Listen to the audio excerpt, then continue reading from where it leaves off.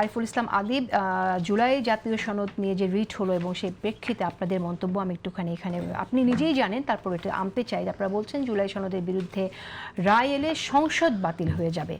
একটু বুঝিয়ে বলেন কেন আপনারা বলছেন এটি তো আমাদের শুধু বলার বিষয় না, বরঞ্চ আমরা যেটি দেখেছি যে আপনার হাসিনার রেখে যাওয়া যে সাংবিধানিক যে বাধ্যবাধকতা ছিল, সেই সাংবিধানিক বাধ্যবাধকতায় আপনি কোনোভাবেই 29 সালের আগে নির্বাচন করার কোনো পদ্ধতি ছিল না।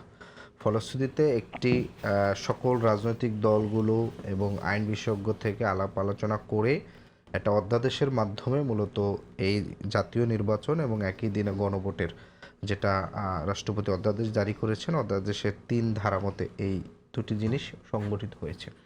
এখন গণভোটের যখন জনগণ রায় দিয়ে দিয়েছে এবং আমরা দেখেছি যে সেখানে একটা ব্যাপক মেজরিটিতে জনগণ গণভোটে হ্যাঁর পক্ষে একটা তাদের মতামত দিয়েছে এবং সেই মতামত দেওয়ার পরে এটা পরবর্তী প্রথম অধিবেশনে যারা নির্বাচিত জনপ্রতিনিধি হয়েছেন তারা সেটিকে অনুমোদন করে এটাকে আইনে রূপান্তরে পরবর্তী ধাপে যাবে।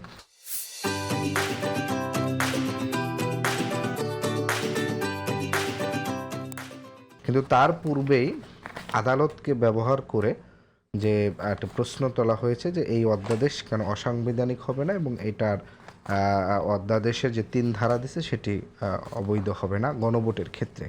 আপনি দেখেন এই অধ্যাদেশটাকে ব্যবহার করে করেছে, আমি একটু বলি সেটা হচ্ছে যে এই অধ্যাদেশ দিয়েছে কিন্তু সেই অক্টোবরের দিকে আমরা দেখেছিলাম।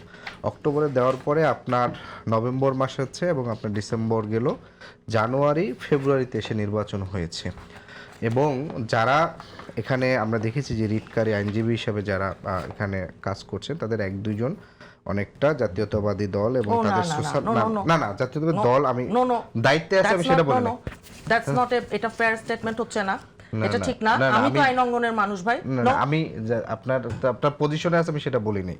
আমি বলেছি যে আমার দলের স্পেসিফিক কার কথা বলছেন সেটা একটু বললে আমরা এখানে ঠিক আছে। তো এই জায়গা থেকে যেটা হচ্ছে যে আপনার এই যে এখন আপনি 3 মাস সময় পেয়েছেন, সেই 3 মাসে আপনি হচ্ছে কোনোভাবেই কোনো আইনি বাধ্যবাধকতা বা আইনি বৈধ কিনা সেই জায়গাটা জাননি এবং আমরা দেখেছি যে আমি আপা কথাটা শেষ করতে দেন তাহলে বুঝবেন। বাংলাদেশের রাজনীতিবিদদের তো অনেক কুটিল, মানে শয়তানের খারাজিল কি বলা চলে। আপনি তো রাজনীতি করছেন, ঠিক আছে, আমিও করছি, সেটা আমরা আস্তে আস্তে আয়ত্ত করব তাদের সামনে। আয়ত্ত করে ফেলেছেন কি এর মধ্যে কে জানে। যে সেটা হচ্ছে যে দেখেন তাদের বিএনপির স্থায়ী কমিটির সদস্য আপনার মেজর সমত হাফিজ ভাই তিনি একটা মন্তব্য করেছেন যে আমরা যদি তখন এই গণভোট না মানতাম তাহলে তো জাতীয় নির্বাচন হইতো না।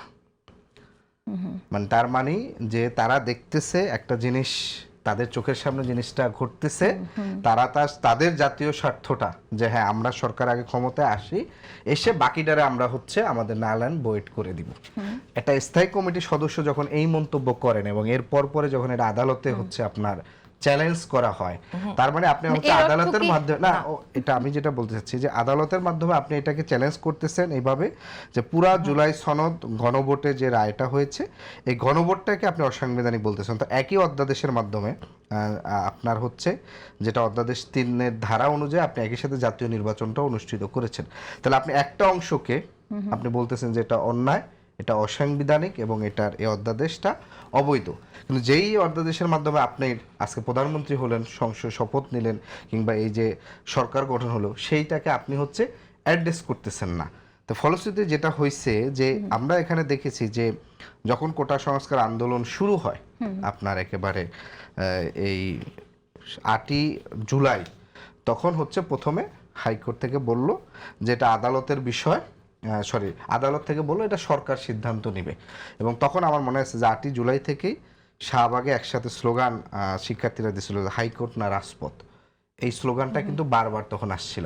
তো অর্থাৎ তারা বলতো যে এটা সরকারের বিষয়, সরকার বলতো আদালতের বিষয়। যে জারি করা হয়েছিল সেটা তো মূলত আসলে উদ্দেশ্য ছিল গণভোটের জন্যই, জাতীয় সংসদের ব্যাপারটাই তো ইলেকশন কমিশনের সাথে আলাপ করে হয়ে যেতে পারতো। আমার তো মনে হয় না সেটার জন্য কোনো বাড়তি অধ্যাদেশ লাগতো।